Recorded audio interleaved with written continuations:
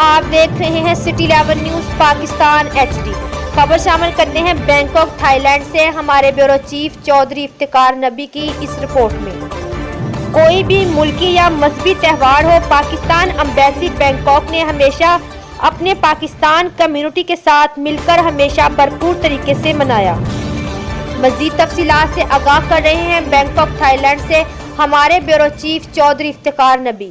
جی ملکی یا مذہبی تہوار ہو، پاکستان ایمبیسی بینکاک نے ہمیشہ اپنی پاکستان کمیونٹی کے ساتھ مل کر بھرپور طریقے سے منایا ہے۔ آج 23 مارچ یوم پاکستان کے سلسلہ میں پاکستان ایمبیسی بینکاک میں ایک تقریب کا اہتمام کیا گیا۔ پرچم کشائی کے بعد باقاعدہ تقریب کا آغاز ہوا۔ تلاوت قرآن پاک کے بعد صدر پاکستان اور وزیر اعظم پاکستان کے پیغامات پڑھ کر سنائے گئے۔ سفیر پاکستان جناب عاصم افتخار صاحب نے یوم پاکستان کے حوالے سے اپنے خیالات کا اظہار کرتے ہوئے کہا، علامہ اقبال نے جو علیحدہ مملکت کا خواب دیکھا تھا، قائد اعظم نے اس کو حقیقت کا عملی جامہ پہنا دیا۔ اب یہ ہم سب کی ذمہ داری ہے کہ پاکستان کی تعمیر و ترقی میں اپنا اپنا کردار ادا کریں۔ ایمبیسی کی فضا پاکستان زندہ باد کے نعروں سے گونجتی رہی۔ تقریب کے اختتام پر ایمبیسی کی جانب سے آئے ہوئے معزز مہمانوں کے لیے ایک بھرپور ریفریشمنٹ کا انتظام کیا گیا تھا۔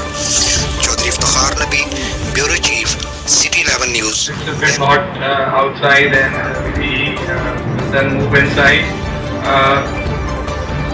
I think it goes without saying that this is a day that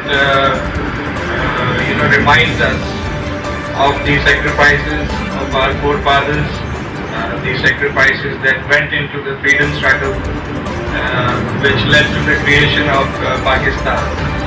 And